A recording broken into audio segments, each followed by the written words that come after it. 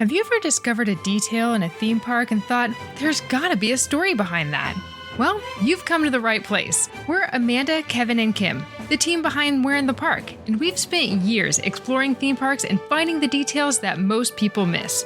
Now, we're diving into the history, stories, and secrets behind those magical details. So grab your curiosity, and maybe even a churro, and let's explore the parks together, one detail at a time. Welcome back to the We're in the Park podcast. If you've been following along in our journey, we have been recapping our trip to Florida, our 2-week trip. Part 1 was about Universal Studios Florida, Islands of Adventure, and Epic Universe. Part 2 was about our first ever Disney cruise on the Magic. And part 3, that's this episode, we're talking about Walt Disney World Resort and our trip to Typhoon Lagoon and even SeaWorld Orlando. So here we go as we continue on our journey. So first off, when we get off the ship, we go to Typhoon Lagoon and Disney Springs. So it was our first time in Typhoon Lagoon. It's always been on the list, but we just have other things going on, so we haven't made it out there. And right now, Disney is running a promotion where if you stay on the on-site hotel properties, you get your first day free at one of their water parks. And the only one that's open this time of year is Typhoon Lagoon. But that is the one that we wanted to go to more than the Blizzard Beach one anyway. So it worked out for us. So we got on the bus over there, and yeah, it was a lot more interesting than any other water park I've ever been to personally. I've never been a huge again, I don't dislike water parks, but like if I had to choose a thing to do, a water park wouldn't be at the top of my list. I just think of like sunburns, I think essentially is what I associate first with them. So we went there and no, it was beautiful. It was a really great looking park. It's one of those where they have one theme for the entire park. So it's not a theme park per se. It is a themed water park. And the theme is you are in Florida where there was a typhoon, and now there's stuff to do there. I'm not really sure actually. But as I say it out loud, maybe it's not as clear, but it feels kind of jungle. I got the vibe that the typhoon came through, debris is everywhere, and they turned that debris into a water park. Okay, that makes sense. So that's kind of what I got. So you got like ship wreckage scattered around. Some of that wreckage, they turned into a restaurant. You have seating area, and then there's like part of a boat, like just hanging out, or like stacks of stuff just strewn about because there was, the top of the mountain at the very, very top is Miss Tilly, the boat, and she's just hanging out up there. And then I couldn't figure out the timing of it, but it was kind of all over the place. Yeah, it wasn't every hour, it wasn't every half hour. Yeah. Sometimes I looked down, my watch would be like 44 after. And she was just out there spouting out water, and there's music effects and sounds and things. And it was fun, like I said. Yeah. I don't know if it all made perfect sense, but I still liked it. It was very different for us, being, we go to parks all the time, we take pictures and stuff. This one was different because there's a lot of kids and there's people swimming. So we couldn't really take a whole lot of pictures, but we did of the details and making sure that people weren't actually in the photos. There's 2 big things for me that stood out. One was Miss Adventure Falls, which is, I think they call it like a family raft ride where like there's 4 people in a raft going down this water slide. But the storyline is Captain Mary Oceaneer, who is from the SEA and is an original character, from my understanding. And so you were going with her on this voyage and finding different treasures and stuff. However, there's so much water being sloshed around on this attraction that I didn't see any treasures. But there's one big thing that caught both of us off guard right off the bat. Kevin, what was that? So up the lift hill to your right, there's an animatronic parrot. What? A water park with an animatronic? Only here at Typhoon Lagoon. I mean, they might want to have one at Blizzard Beach. We haven't been there yet. But it was definitely a surprise for us. You can actually see it from outside of the queue if you know where to look. But we did not know where to look, so it got us by surprise. Again, if that's a spoiler, we apologize for anyone who would have had a better time not knowing that like we did. But, that's what we're here for. Little details. Yeah. Really cool. The other thing I liked in this park, they had one of those water slide roller coaster kind of setups, I guess is what you'd refer to it as. It's a coaster like raft ride. The Crush and Gusher. They actually have three different paths you can take. We took two of the three. The one down the middle that said it's like the most extreme. We didn't do that one. Just looking at it, I'm like, that's a lot of drops. Maybe, maybe another time. But the other two were really fun. Like where it actually goes like up and down hills and stuff. I've never experienced that personally. I know some of the newer cruise ships have those. I'm not sure how many existing water parks in the world have these. But yeah, it was a lot of fun. I Yeah. think those are between those and the lazy river or whatever they call their lazy river over there were my Yeah. top picks of fun times over at this park. Those were all great too. My second one that I have written down, Oh, Dole Whip and root beer samples.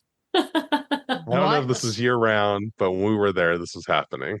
A cast member had a tray and was walking down the walkway with little samples of regular Dole Whip, strawberry Dole Whip, just saying, hey, would you like a sample? Yeah, I would love a sample. And then we saw another one later on in the day, had ice cream and root beer float and stuff in these little sample cups. What? Yes, please. Absolutely. So I was like, I don't know where else you're going to find this. Free Dole Whip and Reaper float samples. Yes. So that's when I Works for messaged me. you. I was like, this place gets it. Yes, exactly. Boom. Yeah. That's what we need. I So would say that the water roller coaster is better than the free samples, but that's just me. I'm crazy, I guess. Yeah, you are. Oh no. All no, right. no, the coasters were a lot of fun, more fun than I thought they were going to be. And yeah, that we went on the majority of the attractions that they had there. Yeah, they were all very fun. Those Crush and Gusher ones definitely stood out. So, but yeah, so then after that, we went to Disney Springs, walked around a little bit, and that was the end of that day. Then on Thursday, we went to the Magic Kingdom, and this starts off the one park per day as we tool around Walt Disney World. So, Magic Kingdom, rope drop Tron, and we were told it opened at 9, which early entry was at 8:30, but they started letting people in at like 8:45. Like it wasn't that long of a wait.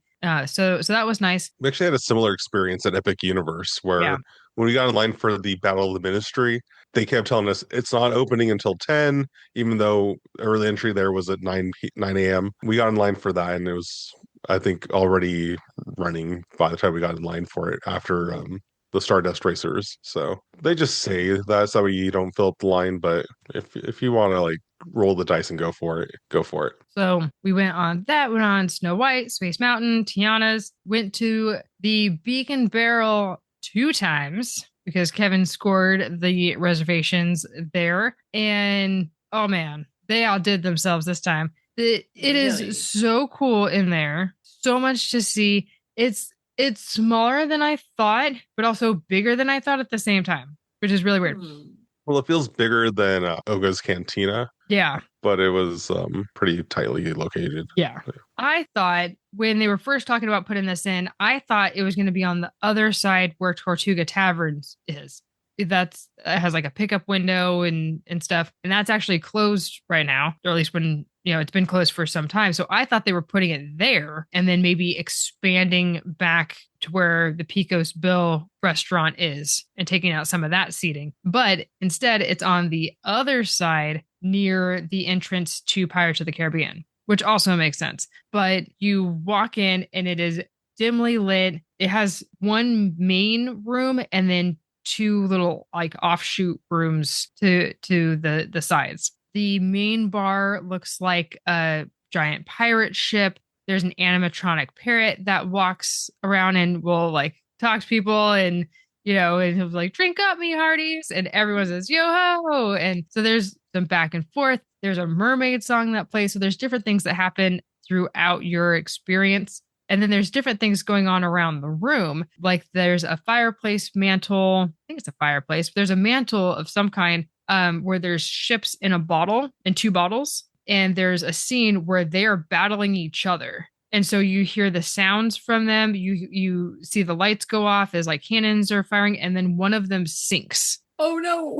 And so that whole thing is happening just while you're enjoying your meal and drinks. So And then the detail in there is insane. I was taking a picture of the thing that holds up a shelf.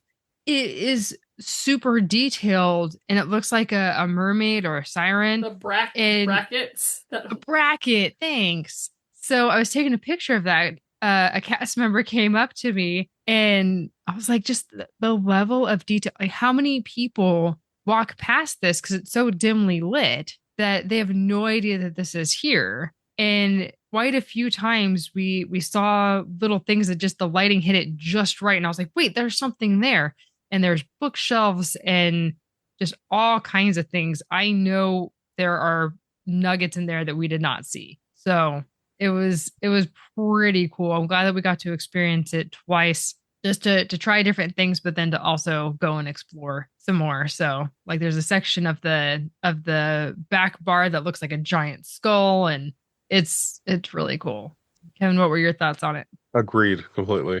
Yeah, no, it was a lot of fun. Yeah, even like the little snacks they had that were really fun too. The little like corn, Oh, Johnny cakes. yeah, they were really good. And the red service, which we later learned was a bunch of the Club 33 snacks just combined into one platter for the Walt Disney World Club 33 snacks, apparently. Yeah, so the plantain with the salsa there, really good. And everything there was a lot of fun and really good. So the beer was good. That was good. The mixed drinks were good. Yeah, good time. And we also went on Pirates of the Caribbean. We went on Carousel Progress. We saw their nighttime parade and a little bit of the daytime parade too. As we were walking around, we went on the Hall of Presidents and Haunted Mansion. So got in quite a few rides, went all around the park, took a lot of pictures. Again, as we are diving into this podcast, we were really taking a look at the windows down Main Street and have thousands of pictures just on Main Street alone. We have our work cut out for us, but like I said, we have a lot of episodes planned for a long time as we dive into this. So yeah, on Friday we went to Disney's Hollywood Studios, and the big highlight for me there, one was seeing Grand Avenue as it transitions to Monstropolis. So we have a few things coming down with construction, and of course the concept art on the outside. But there's still pieces of the Muppet Land there that are still there. We went on Rock and Roller Coaster a couple of times as well, again, just to give that last goodbye. But we're really looking forward to the Muppets moving into town on that attraction. That's going to be fantastic. Definitely. And that ride can use an update, let's be honest. Yeah. I have nothing against Aerosmith, but yeah, definitely.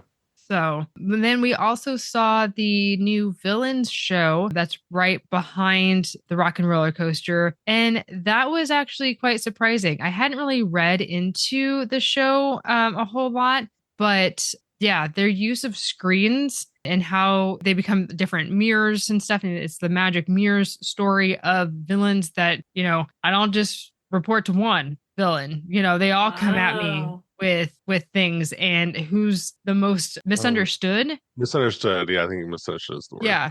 And so there's 3 live performers that come out as they like, no, I'm the most misunderstood because of this, that, and the other. And they kind of rally the crowd, and then the crowd votes for which one of the 3 is the most misunderstood. So it was very interesting. Definitely not what I expected, but it definitely plays into the rewatchability because a different villain can win the next time. And I think they switch up the villains themselves too. So it might not be the same 3. Yeah. I can hope that that's what's happening. I would assume so.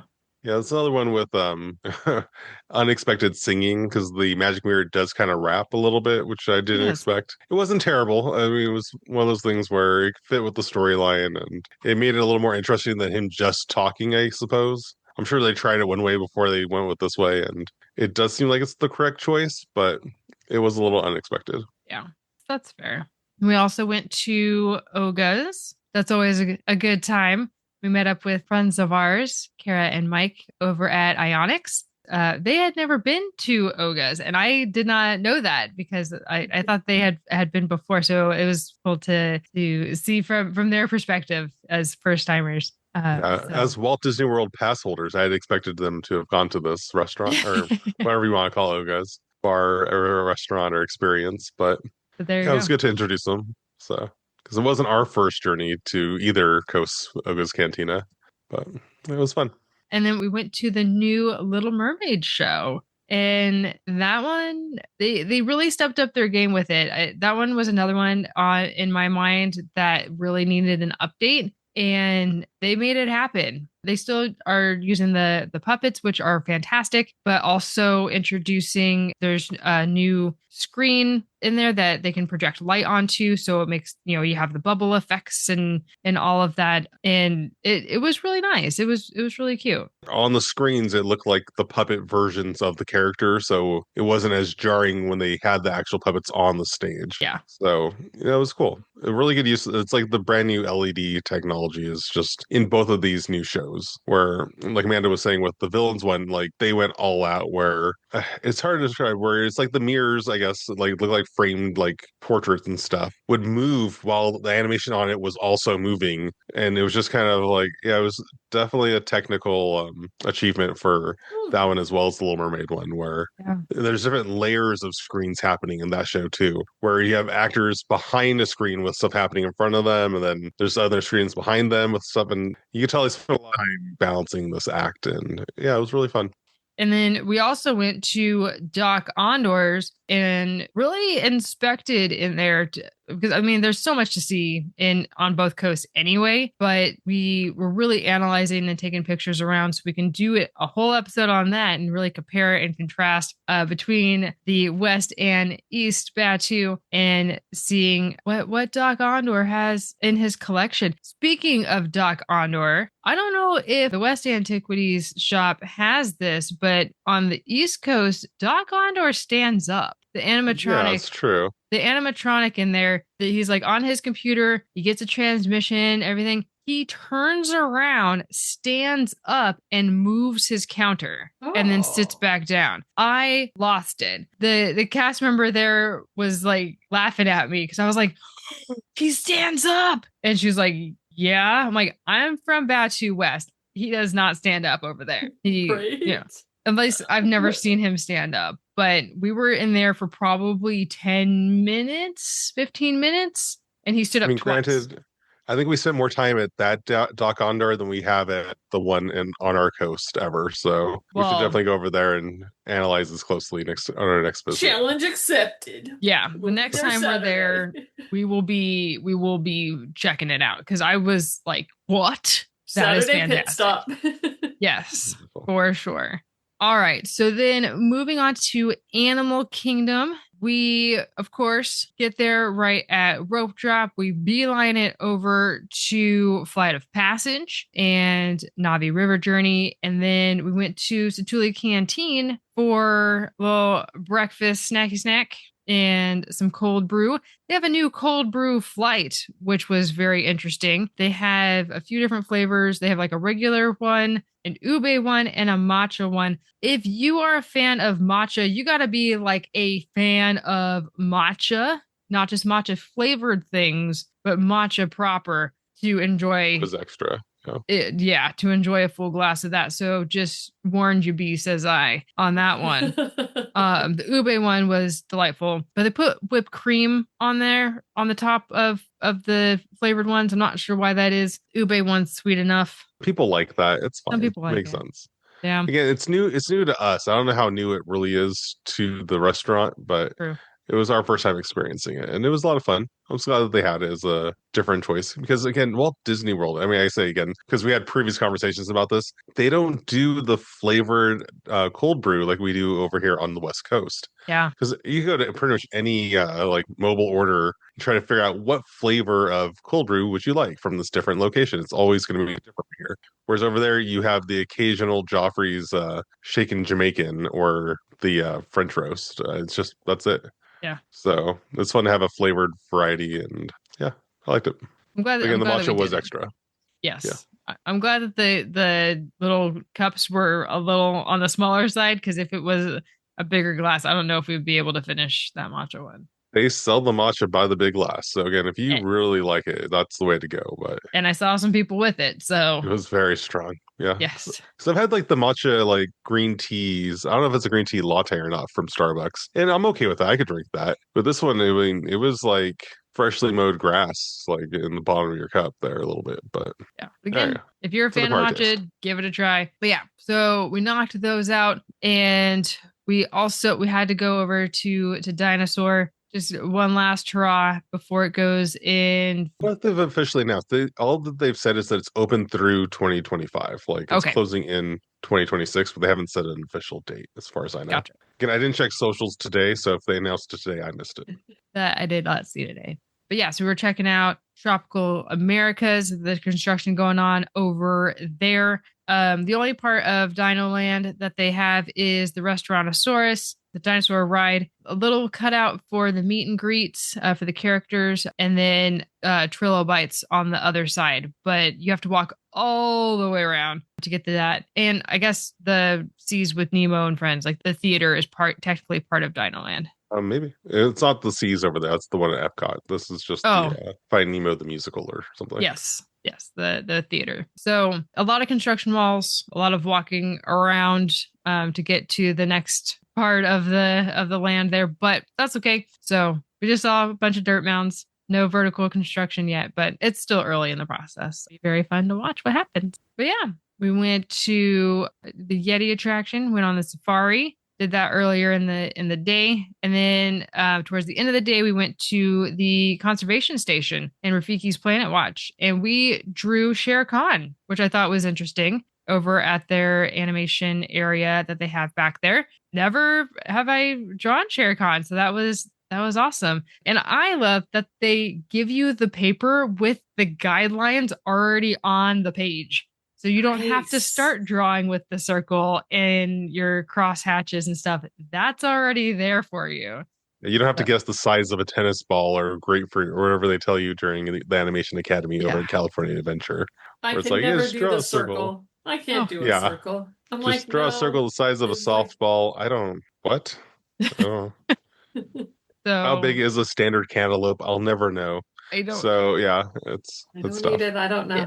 So that was very good to have that. And it was back there in the conservation station that we learned of that National Geographic documentary about the Lookout Key. So yeah, so thanks. 'Cause there was only one poster. The rest was about Animal Kingdom. About the park. So I was like, hey, I've been right there. But yeah, so that was Animal Kingdom. Then on Sunday was our Epcot day. So we rope dropped and we went over to the new test track brought to you by General Motors this time. So new sponsor, not just Chevrolet. Well, I mean, General Motors always owned Chevrolet. So it was always brought to you by them. But now they're putting their name first instead of Chevrolet. Right, exactly. So you got the whole spectrum.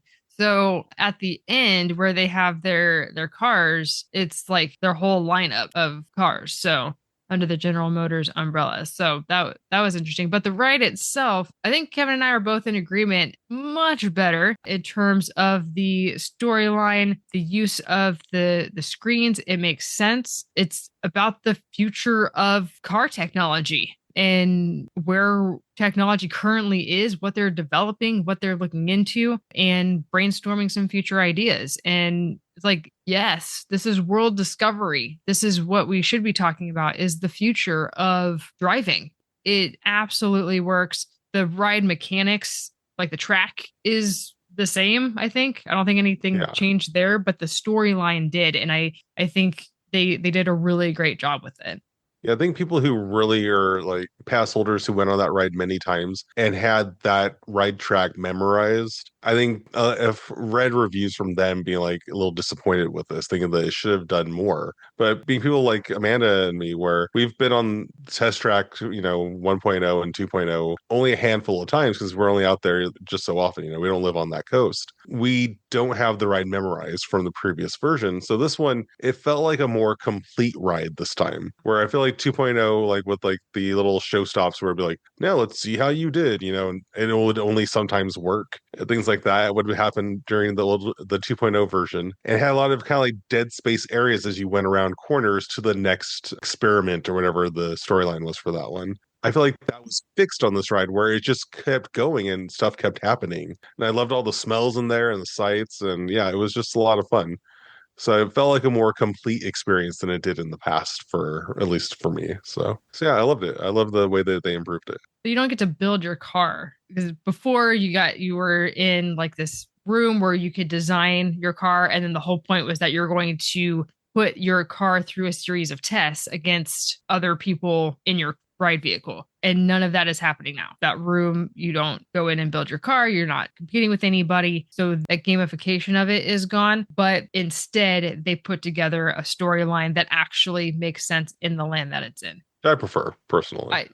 I'm all okay for it. It keeps the line moving. So I approve. But then we went on Guardians of the Galaxy because it's right there. Yeah, it was great. It was fun. Always a good time. We went on Frozen. We had some tacos. We went to Geo 82 for the first time. That is their new dining area kind of behind Spaceship Earth that looks out onto the like below and behind. Yeah. It's actually, I think it's an adults only bar kind of thing, the way it's set up. Like, I don't think kids are even allowed in the spot. It's weird though, because on the outside of Spaceship Earth, they don't have an official sign for this. They just have like a little sandwich board thing saying Geo 82 is over here. Like, they didn't make like anything official for it. Inside feels very official, like it's going to be there forever. Because I believe it used to be a lounge for Siemens or whoever was the sponsor before. And they've converted this into a bar for adults, and it is beautiful and fun, and the food there was fun. I mean, we only had the charcuterie board there, but it was phenomenal. It was probably the best charcuterie board I ever had in my life. It was really, really good. Really good. Yeah, we were saying that the windows look out onto World Celebration. Beyond that, you could see the lagoon and then the American Adventure building, but there's so many trees that they've planted that you can't really see anything. And they're only going to grow from there. So we weren't really sure what that storyline was, because eventually you're just going to see trees. Pretty sure you could also see like the monorail track out there, just like it was like angled at the same level as it, so that track blocked the lagoon completely. So yeah, it was kind of weird. I don't know as far as the view goes, but it was still fun. I don't have a problem with it. It was good. No, it was just my like, that's weird. But then we also had lunch at the Space 220 Lounge. We had eaten at Space 220 before in like their main dining area, but we went to the lounge portion of it this time, where it has kind of a different menu. And that's a good time. It's always a good time at Space 220. It's just a different vibe. Definitely a weird experience there with the you have to wait for your elevator to be able to get to the restaurant. You know, all this is in air quotes. You know, you had to wait for the elevator that takes you up to space, 220 feet above. So that's why it's called this. And it's cute. It's fun. You have a big screen with planet Earth. It makes it look like you're floating in space. I believe it's a nod to the classic Space Station X1 or whatever it was at Disneyland back in the day, where it looks like you're above the planet, but with the high-tech screen and animation happening and occasional astronauts going by. So yeah, it's fun. And then also in all of that, we're taking a bunch of pictures around the world. Lots of different episodes coming about the World Showcase, so stay tuned for that. But then we also had a dining package at Spice Road Table for their nighttime spectacular. So we sat out along the water and ate dinner, and then immediately after that was the show. We got it's Luminous right now. Is that the show Luminous? Name? Yeah, I think so. They had a shirt. So yeah, we were like right at the water's level, so we could see all of the jets and stuff. We had seen the show in the past, but to see it from that angle, it was really cool. That pretty much closed out the park. So we walked from the back of the park all the way to the front with a few other stragglers, and we felt bad. Yeah. We're like, cast members just want to go home. Like, it looks so pretty at night, so we're gonna take some photos. And it was packed because it was a Sunday and the Food and Wine Festival is going on, so it was really hard to get pictures without people in it. So once the park was closed, it was like, there's nobody in this shot. Take the picture quick. But yeah. So then on our last day, we went to SeaWorld Orlando and had a very quick trip, just 2 hours, beelined it around the park, took some new pictures, and went on their new, what was the ride called? Like That Arctic. was Expedition. Yeah, Expedition Odyssey. It was interesting. Yeah. It mirrored. So if anyone has been to Legoland, Yeah, Emmett's Flying Adventure ride at one of the parks. yeah. Emmett's Flying Adventure Masters of Flight. Anyway, so the Anyway, idea is that it's kind of like Soarin' over California was the OG version of this, where you are sitting in a row of seats and then it flies over a screen that makes it feel like you're flying over stuff, right? That's the basic idea. So, like, the reason why Amanda brought up the Emmett's Flying Adventure is because over at the Legoland parks, they have a version of this where you get seated in the seats facing a wall, and then that entire thing turns to face the theater from there after you were seated and buckled in and everything. And that's the way that the one over here at SeaWorld Orlando is also set up like. It is facing a smaller screen though, because the ones over at Legoland, they have multiple rows, multiple columns, or however you want to refer to it as, of seats where it's facing a bigger screen. Whereas this is just your one row facing one screen.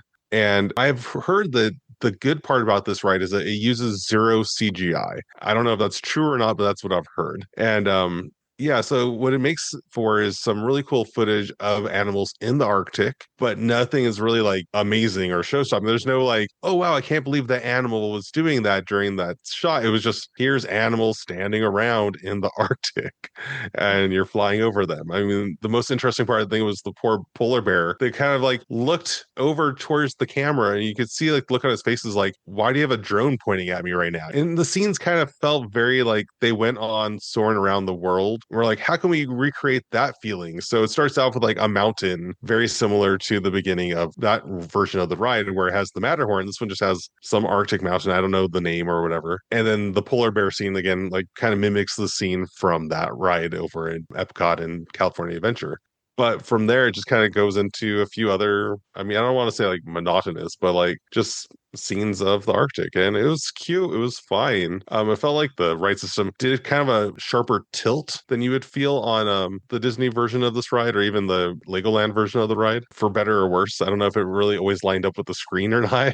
But yeah, so it was cute. It was fun. I like that they had the effort to do that. I liked it better than just adding another roller coaster, which is kind of what a lot of theme parks have been doing lately, where it's just the easier thing to throw in to get a crowd in there. But yeah. And I appreciated that it was inside of a building. The AC was cranked, which was nice because it was blazing hot. But in comparing it with Soaring Around the World, the transition scenes were a lot better. It wasn't a random whale spouting out of the water and all of a sudden we're in a different spot. So the transitions were a lot easier. And then you walked out of there was actually two rows. There was the blue and the gold or whatever. And so one was above the others. There was two. And I think there's two sets of screens because there was one to the left and one to the right. But after the attraction, you walk out and you can see beluga whales and penguins for some reason. So you can go down and explore the underwater viewing area or above. And there's trainers that are talking about the animals and stuff too. So it's kind of cool to see that. But we were talking about it afterward. Like, we're not sure why the penguins are there because they're not in the Arctic and they're not in the video. So why are they in this location? But maybe they're working on their habitat and they will move them back.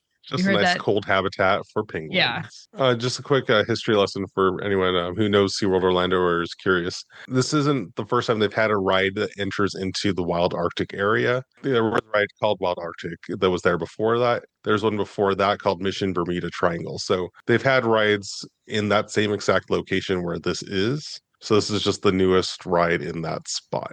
Yeah. Then after SeaWorld Orlando, we had lunch with Kara and Mike from Ionics, and we went over to Disney Springs, had some lunch, and then we went to Recycling the Magic over in the Orlando area, which has all kinds of Disney stuff, whatever you could think of, memorabilia, collectibles, anything Disney related, they probably have it. And you could spend 5 days, I think it's what I said, like you could spend like 5 days in there and only see a fraction of what they have. So we only got like an hour in there and found some really cool stuff, but we only scratched the surface. So we definitely need to plan a trip and spend a lot more time there next time. But we then went to the airport and made our way back home. So that is our 2-week trip to Florida. So then we will close this out. Thank you so much for joining us in our recap. We hope that you learn a little something about the parks and our insights into the attractions or the parks or whatever. If you have any questions or anything, feel free to share in our absolutely free Facebook group, Where in the Park Explorers, or you can DM us at Where in the Park on all the things, and we'll be happy to answer any questions that you might have on any of these parks. Again, we do not work for these parks, but we're theme park people and we can give you our best insight that we have. So until next time, if you have not yet left us a 5-star rating and review, would you be so kind as to scroll down on your podcast player and hit that 5-star rating? And if you have 30 seconds to write us a written review, that would mean the world to us. It just tells Apple and Spotify and all the players that we're doing something awesome here and that you're getting something out of it. So if you're watching us over on YouTube, hi!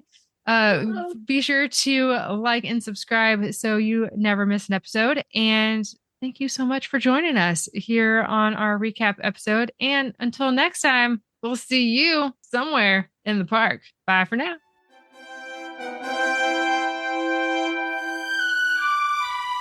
Thanks for exploring with us today. If you have enjoyed this episode, please take a moment to leave us a 5-star rating and review, and be sure to subscribe to the podcast so you never miss an episode. And don't forget to check out the accompanying photos at whereinthepark.com/podcast. Do you have a park detail that you'd like to learn more about? Please share it with us on our private Facebook group, Where in the Park Explorers. Until next time, we'll see you somewhere in the park.